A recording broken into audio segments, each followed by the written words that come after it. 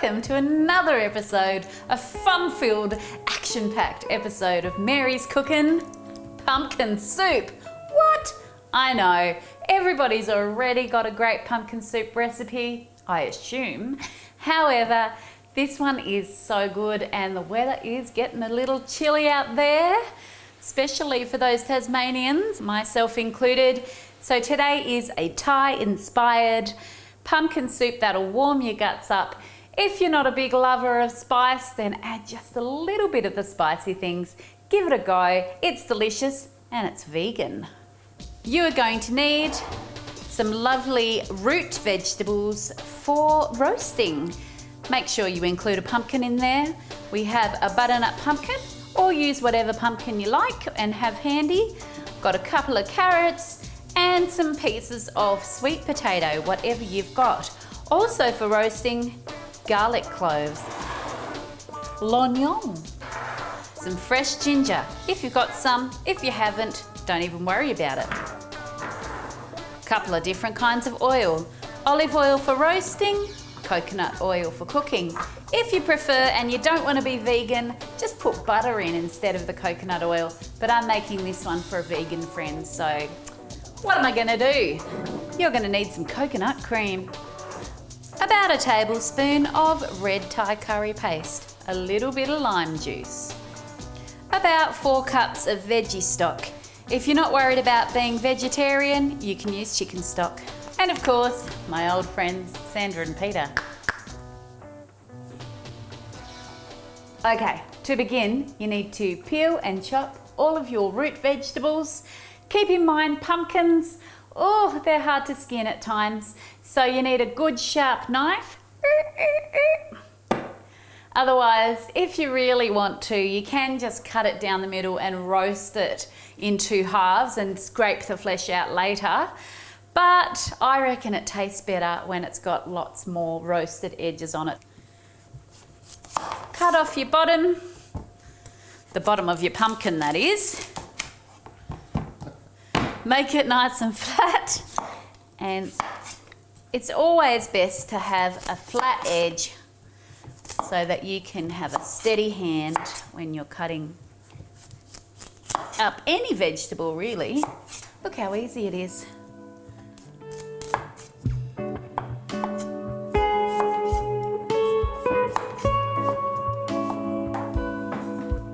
Easiest way to get pips out of a pumpkin? Just a good old Scooby-Doop. Send them on their way. When your pumpkin is cut up, pop it in a large mixing bowl. Now I've already put my oven on, just to a moderate oven. Whatever you normally roast your veggies on, I've put it on 180, and I've had it on for a little while because I want these guys to roast as quick as possible. I'm using ye old peeler to peel my sweet potato. Now back to the pumpkin for a minute while I peel this. You don't need a whole pumpkin, just use what you've got. I find that you can substitute some of these veggies. You don't need to definitely have carrot or definitely have sweet potato. Basically, I'm just using what I have in my house. That butternut pumpkin has been sitting there for a few weeks now and I've been meaning to use it, so you get to join in with the experience. And I just happen to have this much sweet potato and a few carrots. If you like a hearty soup and you're not worried about too many carbohydrates, you could add in a couple of normal potatoes.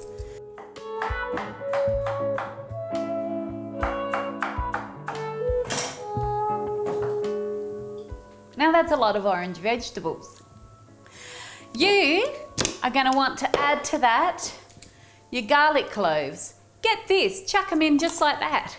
Because what you're going to do is once they've roasted, you're actually going to squeeze the yummy roasted garlicness out of the pods, out of the cloves and into the mixture. So don't worry about leaving the skin on. You actually want it on for this stage and you won't be eating the skin. Now I'm going to add in some olive oil. It's probably less than 1/4 cup. It's just to coat the vegetables. I'm going to add in some pepper, black pepper. Use a good one.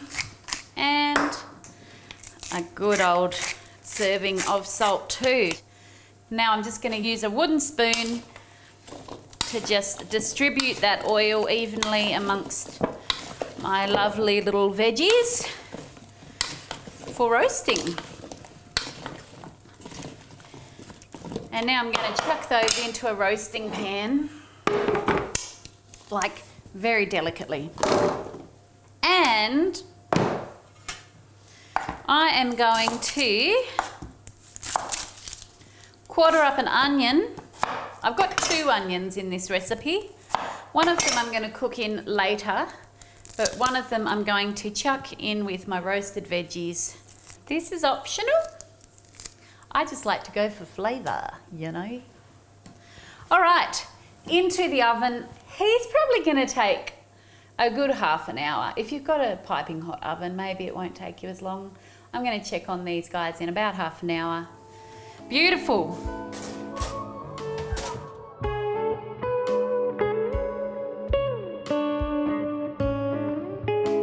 Okay, your veggies have been roasting for a little while. It's time to do the next step. So exciting. Gonna chop and peel this onion.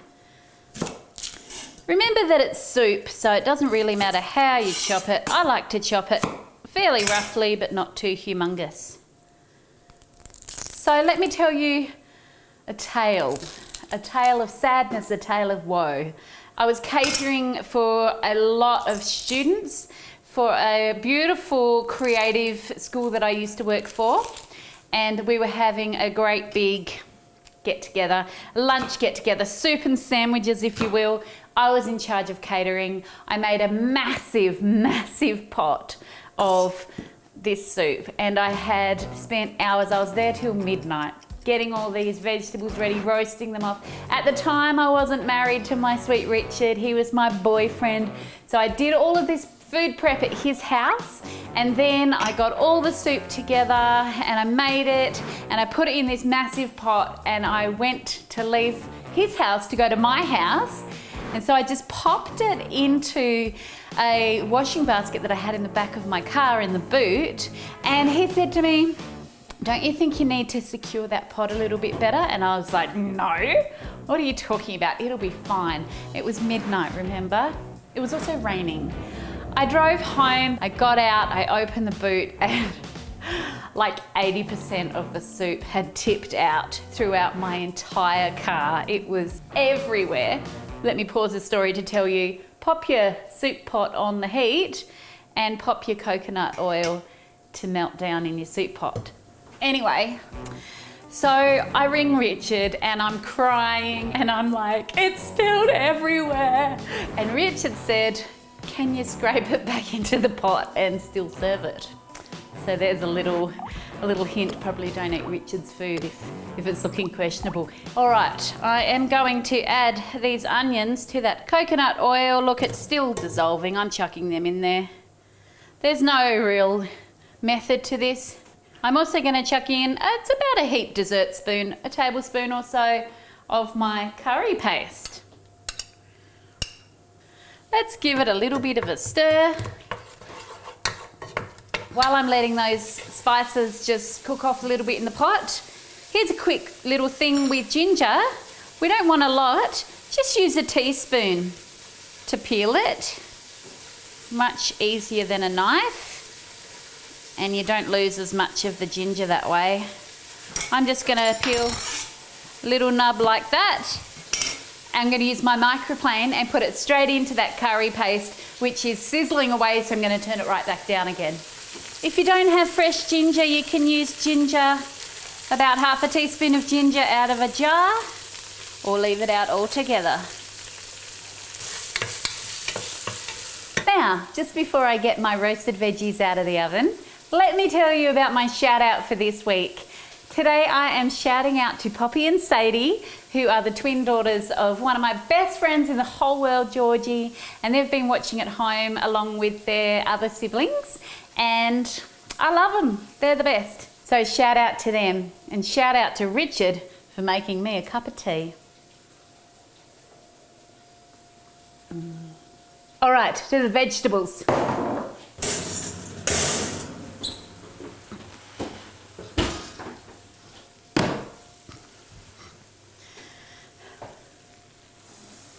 Delicious. You know, if you don't like spice, you could just do a normal pumpkin soup, leave out all the spices and then ginger and all of that, but still roast up your veggies like this. Just chuck in quite a few things like thyme and rosemary. Still a great starter. But back to my spicy soup. All right, first of all, I'm going to pick out those little cloves of garlic. Do you know what? I probably should use something that's not my hands. Be careful, don't burn yourselves, people. These little guys, I'm just popping them there. I think that's all. I could have roasted these for a bit longer if I wanted to. The carrot is soft, but it's not crunchy or anything, but I think this is going to be just fine. Yum. If you want to, roast it as long as you like. I still think this is going to be fab. I'm going to transfer all of this into the pot. While I do that, why don't you take a minute to have a look at these amazing creations from our wonderful home viewers. And don't forget, if you make something at home, send it in too. I want to see it. Okay, you've got all your veggies in there. Mix them through with the paste and the onion.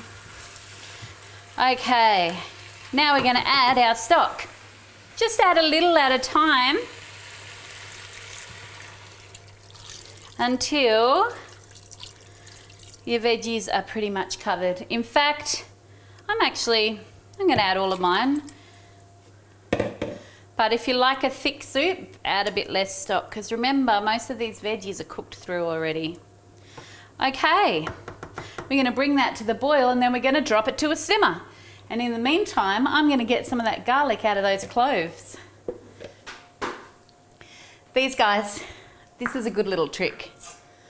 You can do this actually with like a whole bulb of garlic and then just save it because it doesn't go off, well, not straight away. So you just cut the end off, then give it a squeeze. And roasted garlic has a much less intense flavour than raw garlic or minced garlic, which is raw.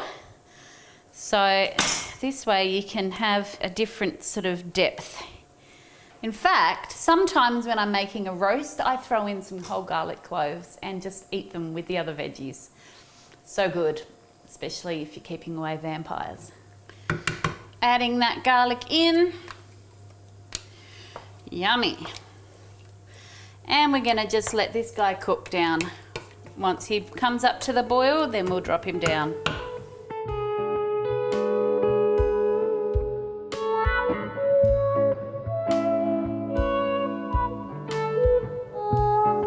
It is starting to boil. Just remember, we want it to simmer for a while because we want all of those flavours to just merge into one. And also we do want to make sure that the extra onion that we added in is properly cooked.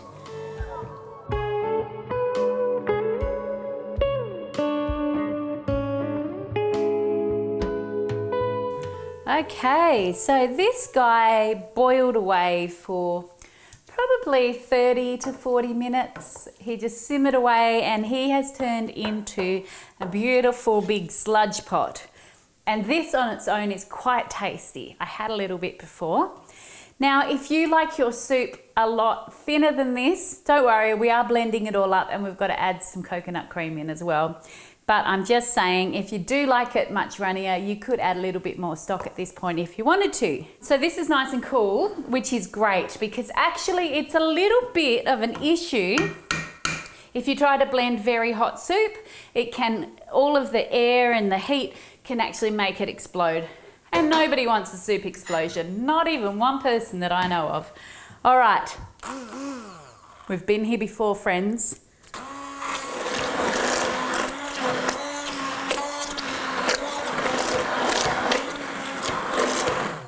I got to tell you one more time, definitely you will get a smoother soup if you use a proper blender, but if you want less washing up, this is the way to go. Hey, before I keep going and getting everything out of it, I'm going to add my beautiful coconut cream And I have chosen a coconut cream like I always do that has no extra preservatives added.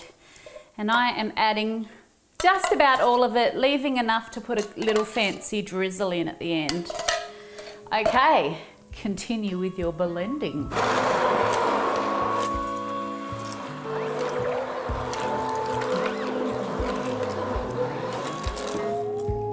Now it's time for a little bit of a taste test.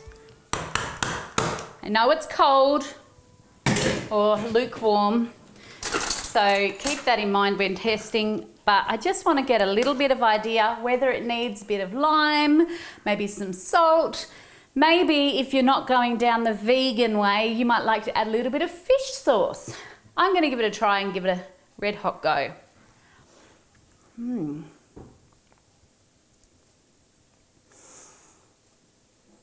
Honestly, that is pretty perfect. I don't want to brag, but that's pretty unbeatable. So you should probably tell your friends about it. I'm going to heat that back up again, just so that coconut cream cooks through. Not on a high heat. I don't want it bubbling and splattering all over my kitchen, but I'm going to warm it all up, get those flavors to cook in a little bit further, and then I'm going to plate it up. That's worthy, mate. So while your soup is heating up and just getting to that final stage, now's a good time to chop your garnish. I've got some coriander here, so I'm just going to chop off a little bit like that. You can use anything else if you want to.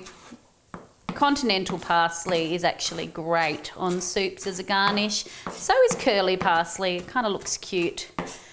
Right, chop that as roughly as you like. I like coriander for this soup because it's a Thai inspired one. And then I'm going to just do a tiny little wedge of lime because I just love a little dash of citrus with so many things. I think that's going to be delightful. And get my last little drizzle of coconut cream. I can hear that bubbling away, so I'm just going to check on it. Give me a sec. Woo! Ladies and gentlemen, that's what you don't want to happen. Ah! Curses. All right. This is obviously heated enough. It is heated all over my kitchen. I think I jinxed myself. All right, let's bring him over. Ugh. Beautiful, thick, hearty pumpkin soup. Let's plate her up. Oh, that's thick.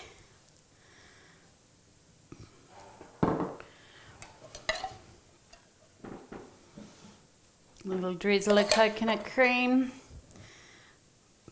Good smackerel of coriander, and there's my little wedge. Let's give it a taste. My lime has become a little sunken treasure. But there we go. Stir it all around. Oh, okay. Moment of truth.